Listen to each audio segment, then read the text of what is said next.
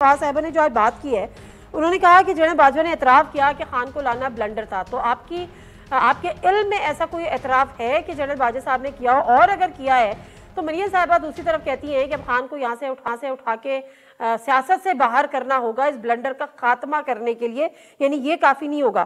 تو یہ آپ کی نظر میں یہ ان کی خواہش ہے، مطالبہ ہے تو کس سے ہے؟ کیونکہ یہ باتیں کئی جگہوں سے کئی حلقوں سے اب آ رہی ہیں کہ خان صاحب کو نائل کر کے سیاست سے باہر کرنا ہی اصل اب جو ہے وہ ہدف ہے یا مقصد ہے. دیکھیں جس شخصیت کا انہوں نے حوالہ دیا وہ خود وہ بات کریں تو پھر میں اس پہ کامنٹ کروں تو وہ تو مجھے میرے خیال میں فضولی ان کی بات ہے.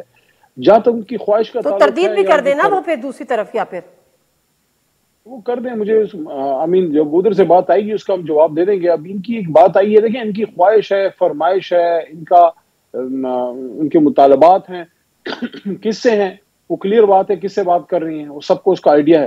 لیکن دیکھیں یہ ظاہر کرتا ہے کہ وہ ایک پولیٹیکل خاتون نہیں ہے.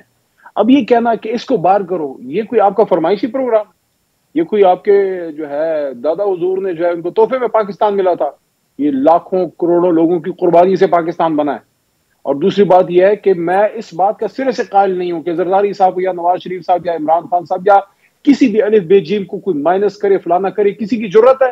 مائنس کرے گا اللہ جب اس جہان میں لے کے جائے گا. سیاسی طور پہ مائنس کرے گی پاکستانی عوام.